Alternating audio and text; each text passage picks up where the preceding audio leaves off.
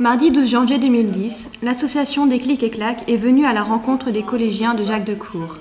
Elle rassemble autour de Philippe Monger des personnes aux parcours et métiers divers et originaux. Ils ont fait part de leurs expériences en racontant quels choix ont guidé leur vie.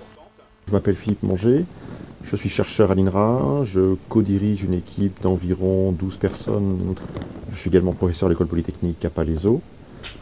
Au départ, ma démarche était d'essayer de tirer les enfants vers des matières scientifiques. Je pense qu'on ne responsabilise pas suffisamment les enfants de ces âges-là, on les materne trop et on ne leur dit pas assez « réfléchis, regarde ce qu'il y a en toi qui va te faire vibrer ». Ce sera le sport, les maths, ou peut-être que tu ne sais pas encore, mais réfléchis, commence à réfléchir maintenant et trouve ce pourquoi tu as du génie. Trouve ce pourquoi tu accepteras de te lever le matin pour aller faire quelque chose sans que tu aies l'impression que c'est du travail.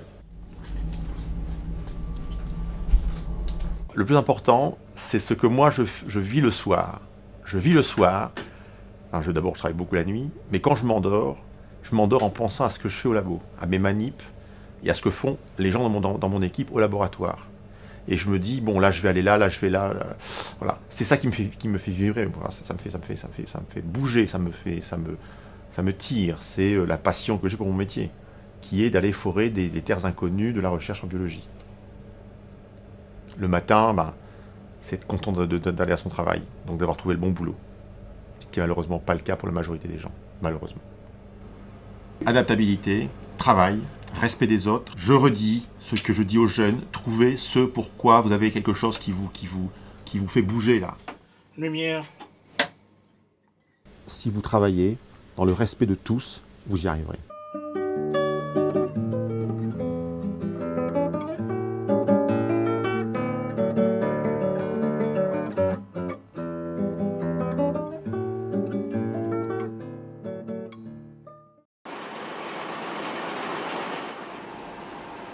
L'imprimerie Vincent est l'une des plus importantes du marché national. Fabrice Millat en est aujourd'hui le directeur commercial, mais il n'est pas arrivé là par hasard. Alors comment je suis arrivé effectivement à ce poste, c'est là la conclusion, on va dire, de l'échec que j'ai eu en terminale et qui m'a amené à me dire, après une réflexion de quelques mois quand même, de me dire il faut effectivement que je fasse quelque chose de ma vie, bien entendu, et qu'est-ce qui se rapproche le plus possible effectivement de la découverte des autres, de l'aventure et également de partir par bons et par veaux.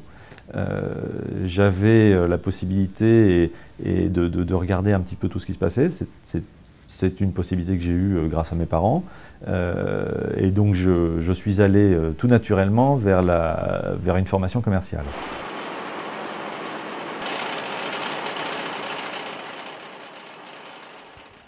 Son rêve d'enfant et premier choix de vie était de devenir marin, et malgré son échec à l'examen d'entrée dans la marine, son rêve ne l'a pas quitté. Le désir d'être marin, il est toujours présent. Dès que je peux effectivement avoir l'occasion de partir sur l'eau, d'avoir effectivement cette envie, je l'ai.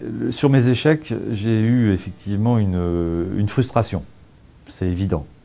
L'échec, quand on a envie de faire quelque chose et qu'on se retrouve confronté, mais alors en pleine face, puisque j'ai vraiment effectivement été jusqu'à passer ce fameux concours qui pouvait effectivement m'amener à une carrière de capitaine au long cours, hein, ce qui est le terme, j'ai vraiment pris de pleine face un arrêt total de ce que je voulais faire. Si effectivement j'avais pu faire le chemin royal, ça aurait été quelque chose, effectivement, ça aurait été le Graal. Le Graal, je l'aurai peut-être un jour, parce qu'on a tous plusieurs vies. On peut se dire effectivement qu'on peut avoir une deuxième vie après la vie professionnelle et de pouvoir faire ce que l'on a envie. J'espère pouvoir le faire. Maintenant, je suis quelqu'un de passionné. Donc mon échec m'a conduit à autre chose, pour lequel je ne me suis pas retourné en arrière en me disant ah, « mince, j'ai pas fait ce que je voulais ». Non, je suis parti en avant avec l'envie de continuer sur cette lancée. Et ce que je veux faire passer effectivement comme message quand je parle aux collégiens, c'est toujours cette envie d'aller plus loin, de ne pas se retourner, de ne pas s'arrêter sur ses échecs et d'aller effectivement de l'avant, parce que c'est tellement plus passionnant de se lever le matin et de dire je vais travailler, c'est cool, c'est super.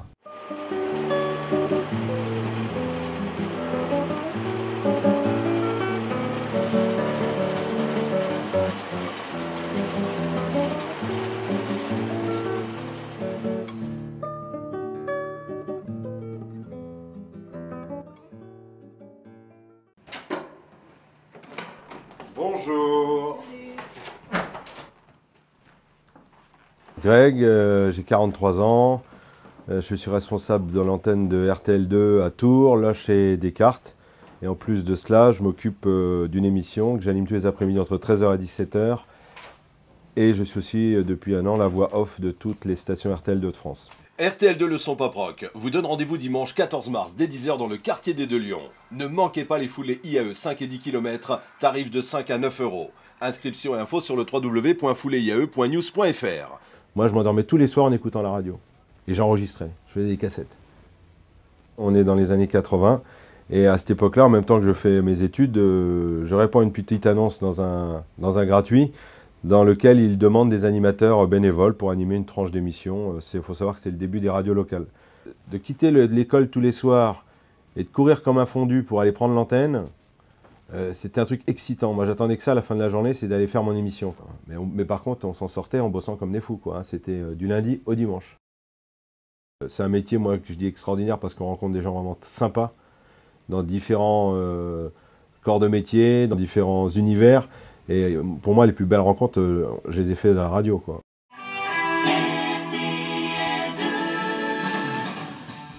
L'univers des parents, etc., c'est très important, quoi. Je veux dire, moi, j'ai été élevé que par ma mère, donc je sais que je n'avais pas le droit de la décevoir.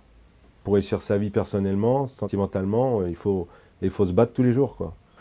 Moi, je me suis impliqué dans cette association parce que j'ai trouvé le projet de Philippe déjà hyper intéressant et pas facile à monter.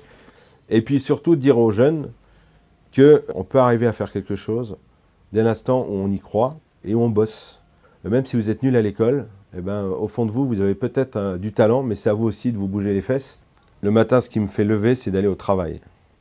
Parce que j'aime mon travail. Merci d'avoir choisi le son pop rock d'RTL de Touraine et bienvenue, il est 13h, c'est Greg.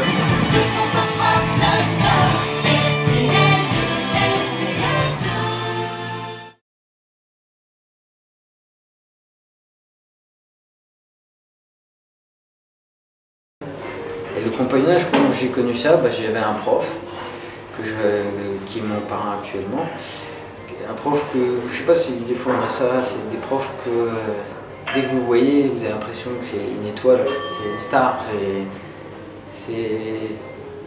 Vous avez toujours peur qu'il peut mal faire devant lui, vous voulez lui montrer. Enfin, c'était un peu comme un mentor. Mais c'était même pas mon prof. Et je travaillais une fois avec lui. J'ai vu comment il travaillait, j'ai vu la rigueur qu'il avait et je sais pas, ça m'a attiré. Après je me suis dit, est-ce que tous les compagnons sont comme ça ou pas? Là je me suis dit, pourquoi si tu veux savoir, il faut que tu le voies. Alors j'ai demandé, je me suis renseigné, je me suis intéressé, j'ai posé des questions. Les questions que je me posais tout simplement, on m'a répondu simplement. Mais la réponse a été, je crois, la pire. Parce qu'ils m'ont dit, j'ai demandé, mais comment se passe le compagnonnage? Et là, on m'a répondu d'une façon, de toute façon, le compagnonnage, ça ne s'explique pas, ça se vit. Cette betterave, c'est ce qu'il y a mieux avec, quoi. Et c'est vrai que nous, on fait une salade avec, donc une salade de céleri, remoulade, et une salade de betterave avec une sauce huître. C'est de la sauce oyster, c'est asiatique. Et en fait, c'est vrai que le mariage de tout l'ensemble, c'est explosif. C'est comme une fleur que vous avez qui est juste un petit peu fermée entrouverte. Et puis en fait, là, c'est complètement ouverte. Et parce qu'autour de nous, on a des gens qui sont très reconnaissants. Que ce soit des anciens, des jeunes. On est tous une famille. Et une famille très très soudée. C'est-à-dire que le mot fraternité, je l'ai appris là-bas. C'est le seul mot que j'ai appris. Ça, l'amour, le cœur. c'est des 3 éléments qui sont quand même très très forts et qu'on a appris là-bas. Je crois que j'aurais dû prendre conscience peut-être avant. Mais c'est pas grave. C'est peut-être une erreur, mais qui a été plus intéressante. Bah, faut pas réfléchir des fois. Faut pas avoir peur.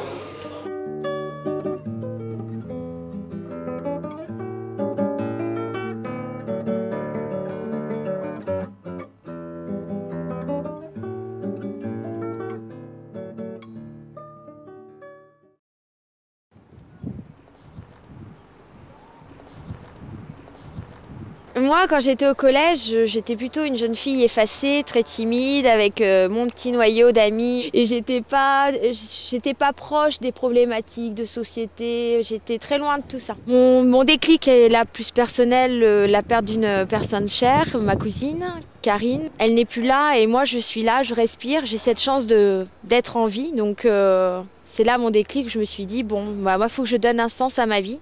Et le sens pour moi de ma vie, c'est d'agir pour les enfants et faire que toute personne puisse prendre place dans tout ce mouvement de solidarité.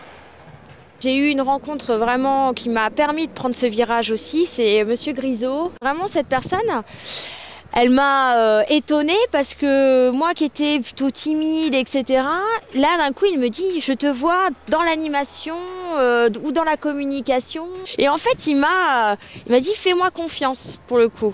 Ça n'a pas été mon déclic pour après penser et créer Karma, mais par contre c'est grâce à eux que j'ai pris confiance en moi. Là, on est par exemple dans un jardin partagé où l'on voit derrière une fresque. Ça a été la première action de Karma en 2008 avec 34 jeunes en fait, du quartier Sanitas qu'on créé avec Karma. Donc, ce jardin est participé à l'aménagement d'une maison d'accueil qui est en train de se construire et donc ils vont prendre les pelles et les peintures. Après, on a une action interquartier qui touche le Sanitas, la Rabière à Jolet-Tours et puis la Rabatterie Saint-Pierre. L'idée de ce projet, c'est en fait de balayer les clichés un peu qu'on peut avoir sur les jeunes.